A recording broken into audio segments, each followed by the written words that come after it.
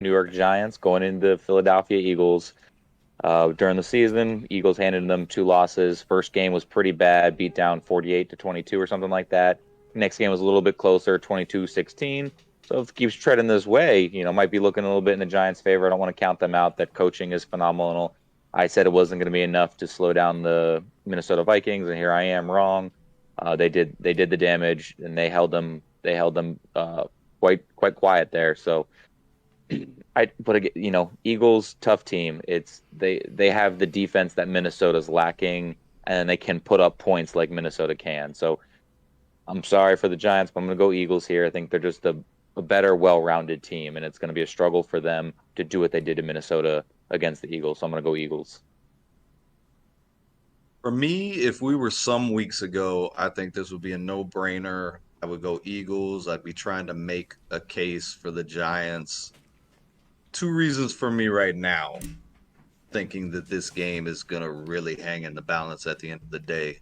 Number one, obviously, Jalen Hurts missed a couple of games, and then you get a bye week, which is usually good for a team, but just game action as I don't like it for Jalen. I think it's going to take him a quarter, maybe two, to really get back into the flow of things, and get that all around juice flowing again. And number two is the way I saw Daniel Jones play last week. He was excellent. He was absolutely everything you could ask for in a quarterback. Decision making quick. He was going read to read, and the ball was out of his hands. I had never seen Daniel Jones play a full game like he played against Minnesota last week. It was impressive. It was impressive. I was impressed. Um, all that said, the Eagles are the more talented team. I think it's going to be the Eagles defense that's at the end of the day able to squeeze out a win. I'm gonna go Philly here. I think it's like 24-23. I literally think that this is gonna come down to the last couple of minutes of the game, one way or the other. And I think Philly survives and advances, but it's not going to be an easy tread at all. I look forward to this game, probably one of the most out of this weekend's matchups, and the great matchups that we got to watch. How about you, Ed? How you see this one playing out? Your opinion doesn't matter. Good. Nobody cares what you think. Not And this it, week. and it begins. Not this week. And it begins. I told you it was gonna happen. So let's not try and make this a 2-hour episode. And I'm picking the New York Giants because I'm a fan, and we're just gonna pick the Giants to win this game because nobody thought, not even Brady, thought that they were gonna beat Minnesota. Because during the regular season, Minnesota beat the Giants, and we couldn't score either. I mean, that defense was holding our offense, man. We couldn't get anything going. We got down there 3-4 times, kicked field goals, turned the ball over. I mean, came out on top. The reason why I'm not just picking because I'm a fan, but if I had to be a professional about this, I would say the reason why I'm picking the New York Giants is because I've been in-depthly following the New York Giants all year. And the thing that's different about this team than the team of last year and the year before is there's a lot of people talking on the team last year, talking about coaches, talking about players. This year, they got rid of the one guy that was talking, and his name was Kadarius Toney, and now he's on the Kansas City Chiefs, so let them deal with him. But the one guy that was talking in the locker room was gone, okay? And everybody on this team, all 53 men on this roster, are all believing and drinking the Kool-Aid. What do I mean by that? They're drinking the Kool-Aid of whatever Daboll and Schoen are saying. They came in, they changed it. We're in the playoffs. Here we go. Transform all into one. And when you stand firm together, it's hard to beat when you go up against individuals. Obviously, the Philadelphia Eagles is a way better team on paper. I mean, even when you look at the numbers, Miles Sanders didn't rush for more yards than Barkley. But when you look at the amount of carries to Barkley to Sanders, Sanders ran for more yards in less carries. You know what I'm saying? I mean, he didn't have to take that many carries to get there. He didn't need the extra 40 carries to get there. and our top receiver was Slayton, a guy we were trying to trade, a guy we were trying to get rid of, is our number one receiver this year. I mean, Philly did everything right. They traded for A.J. Brown. He's their leading receiver. Beast. The year before, they got the kid from Alabama. It's escaping my mind right now. Devontae Smith. I mean, then they drafted, that offensive linemen who are doing well, and they got the best DB and traded for him, and he's balling. And then they pick up our DB that we dropped because Gettleman is just a waste of space. And I mean, we're still trying to get out of that, but we made the playoffs. Everybody's believing it. They're all drinking the Kool-Aid. I'm taking the Giants because sometimes there's just some things that you can't explain on why things happen, like why the Giants were so good against Minnesota when Minnesota blew us out the game we played before that. It's crazy. It doesn't make sense, I know. But I'm just taking the Giants because just maybe there might be some intangible that ends up happening on Sunday on why we get the dub, I mean, we just need a couple mistakes. We need Philly to have a couple mistakes.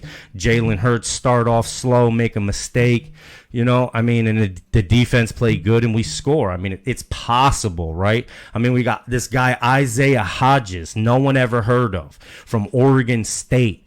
Okay, he got 100 yards last week and a touchdown, and he was like, where did you come from, bro? Like 8 weeks before that, you were on a practice squad or a free agent, came out of nowhere.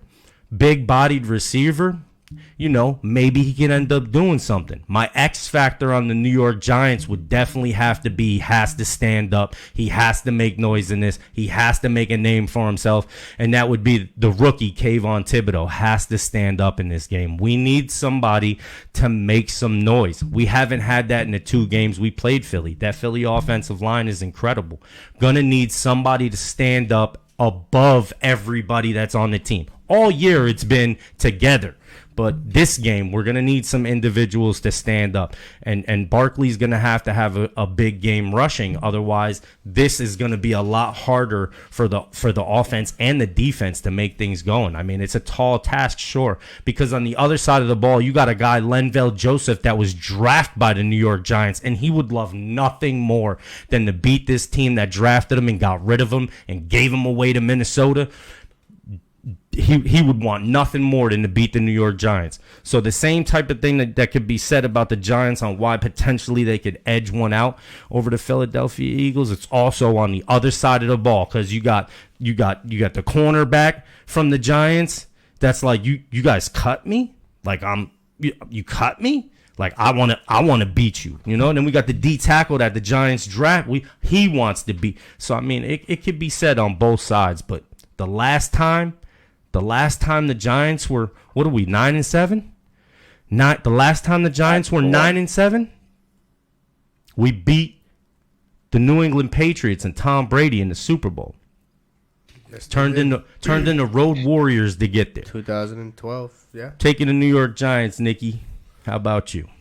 All right, look, I'm not going to sit here and go all Philly. I'm picking the Philadelphia Eagles, but I'm not going to sit here and just talk about, this, that, and the third. I'm a Philly fan, this and that. I've been praising the Giants all season. They've played incredible football, incredibly coached team. Daniel Jones has shut up the haters. Saquon Barkley with a bounce-back season. You look at the numbers, really, really comparable, like Eddie was just talking about, Miles Sanders and Saquon Barkley, and then you got even Daniel Jones and Jalen Hurts, minus the rushing yards from Jalen Hurts in that attack. Passing yards, 3,200 in Daniel Jones, 37 in Hurts. You got 22 on 6 in Hurts, and then 15 on 5 in Daniel Jones. They're both not turning the ball over. They're both making good decisions. Both the running backs are doing their job. We talked about it last week. Me and Eddie talked about it. Dory Jackson coming back. And if he could shut down Justin Jefferson, and the 3 losses that the Minnesota Vikings had was when Justin Jefferson got shut down, and Dory Jackson did just that. Write it down, note it down. I don't think we got that show aired on up for you guys, but unfortunately, we did talk about it. We definitely said that. The fuck. We had some technical difficulties with our equipment. We weren't heard on the recording, but we did talk about it. But anyhow, That being said, Adoree Jackson did just that, shut Justin Jefferson down. Daniel Jones played an incredible game. Saquon Barkley did his job. And then Hodgins did show up big time for them too, and everything just worked, and everything turned out in their favor. We said it could be done. We knew the Giants could beat Minnesota, but unfortunately, it's a much taller task this week. Coming up against the Philadelphia Eagles, we're the only team with a top 3 offense and top 3 defense in the NFL all season long, and we got all the intangibles. And I think that if Adoree Jackson can manage to shut down A.J. Brown this game, the Eagles might be in trouble. The Giants for sure can definitely maybe surprise us and take a win. But I just think that, and I'm worried too. Charlie touched on Jalen Hurts being banged up, missed a couple of games, came back, didn't look great in that last game. Kind of started off slow. He could struggle coming in, but I'm seeing the Eagles team as a whole, this defense, these 2 cornerbacks. I think that the receiving core for the Eagles separates us from the Giants, not having as many weapons. We can go on either side of the field to Slim or to A.J. Brown. So another thing I want to point out, the Giants know what they're coming into, marching into Lincoln Financial Field. And it's not going to be good. It's going to be middle fingers and boos and things thrown at them, and just all the worst things you can think of going into a football stadium. The Giants haven't won at Lincoln Financial Field in 9 seasons. And the last time that they beat us in Lincoln Financial Field, that was the only game that they won in 11 years where they didn't score a touchdown. Before that, it was another 4 seasons before they beat us in Lincoln Financial Field. So they haven't beat us basically in 13 seasons in Lincoln Financial Field. So I'm feeling safe with the bye week going into Lincoln Financial, and I think it's going to be a tall task for the Giants. I'm going Philly. Sorry, Eddie, and it's going to be a battle, but we're going to take it. So your that apology was a is lot more civil and huggy and non-committal on y'all's opinions than I way expected. So I just wanted to point. Is Adoree Jackson going to be able to hang with A.J. Brown, Nick? Absolutely not. Thank you. Eddie, is Daboll going to be able to figure out, similar to the game plan that he came up with against Minnesota, is he going to be able to put together a package that's going to be able to exploit weaknesses on Philly? I just wanted to say one thing. No. I just Philly wins. Philly wins. I just wanted to say one thing. When you're Just done, one? when you're done laughing, I just wanted to say one thing. So we just said that the New York Giants played Philly twice in the regular season. That no longer matters. Just to let you know, in the playoffs, absolutely. in the playoffs, total yards gained, San Francisco, New York Giants, Dallas, top 3. Passing, It's only 6 games played. Passing, Giants, top 5, 289. Tampa was number 1, 334. So you were almost last. We're- There was only 6 games. right. So you were 5th. So rushing, we were 3rd. Okay? And defense, we were tied for 4th yard and yards given up. So it wasn't like you know what I'm saying, we were getting like we played real good on both sides of the ball. On both sides of the ball, not just one side. And I mean that's what I'm talking about moving forward. Like we were flawless in the Minnesota game. So to what Charlie was saying, the one-on-one with A.J. Brown deep pass, it's you're not worried at all about that. Well, I mean, he shut Justin Jefferson down. I'll of help- course, I'm. Different kind of player. I'll help Eddie here in his argument, because in the same thing that Charlie was saying with Jalen Hurts coming back from injury, Week 18, it was the Eagles starters versus the Giants backups, and the final score was 16-22. It was 19-3 going late into the 4th quarter, and then we pulled our starters. Still had your start. Jalen Hurts was still playing. AJ Brown was still playing. We pulled them late into the 4th quarter. It was 19-3. We pulled them, and you guys finished off with 2 touchdowns. No one else threw passes but Jalen Hurts. You can look at it. No one else. No, I no, was, Bring go I it. ahead, was go ahead. thinking, The backups did good for the Giants. So the coaching matchup is there. That's I it's mean, it was something. 19-3 though, going late into the fourth. I mean, we were. I'm not saying you're not wrong, but again, I'm saying it was against backups of the Giants. They didn't play their starters. You played your starters, scored 19 points. 5 weeks previous, when it was started or starters, you guys put 48 up on them. I'm saying in the direction that it's moving, the Giants getting healthier. You guys are still trying to figure out. Jalen Hurts is coming back from injury. Like Charlie Why had are said, Brady there's and Charlie issues that trying don't- to make us argue right now? They wanted it to be a fight. You Yeah, see no, this? no, Jalen You see Hurts- this right now? We Jalen- kept it civil. not a These guys are playoff. like, I No. want war. I was Jalen making- Hurts I was never- making- No. No, I wasn't The- arguing. You're the one that argued. I was just putting up a point to help Eddie because you guys were berating him with questions, and I was just like, here, let me give Eddie some ammo because he's just sitting there saying the Giants are, believe in themselves, which is great, a great argument. But again, I'm trying to give him stats to back up. No one else those. threw a pass in the Eagles game besides Jalen Hurts. The thing that disturbed me a little bit when I was digging into the numbers, last 3 games for Philly, very good defense all year long, top in sacks, numbers out the ass, but giving up 25 points per game over the last 3 games. Now, obviously, Jalen Hurts wasn't there, so it's a big differential on how much time you're taking up on offense with Jalen Hurts, as opposed to Gardner Minshew. Lane But Johnson it was hurt. it was- Josh Sweat was hurt. Still, it was telling, and that 25 points per game ranked them, I believe it was 26th in the league over that same time span. I think this is going to just be, I mean, the goodwill and the presentation that you guys put on, it's fine because there is a fine line between this game. I don't think it is such a gap between a 1 seed and a 6 seed in this particular matchup. Divisional matchup, obviously it's going to be closer and stuff like that. But I think these two teams, I was just uber impressed with Daboll and that offensive game plan that they came into Minnesota with because they weren't running Saquon at all. It was Daniel Jones picking them apart the whole game. I think Saquon, minus Had the first quarter, 109 yards, 2 touchdowns. I don't know how much First- on the ground though.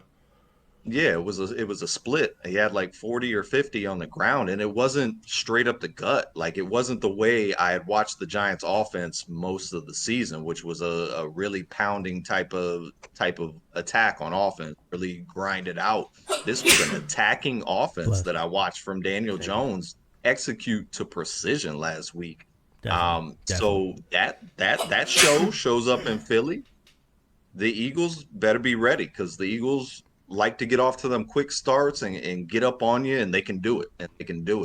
I think this is going to be a really, really fun game to watch at the end of the day. I think so, yeah. I don't think it's going to be a blowout. I think this is going to be a hell of a game. You want an X factor for that game, Eddie? It's Boston Scott, and if anybody in this room knows anything about Boston Scott and the New York Giants, it's Eddie.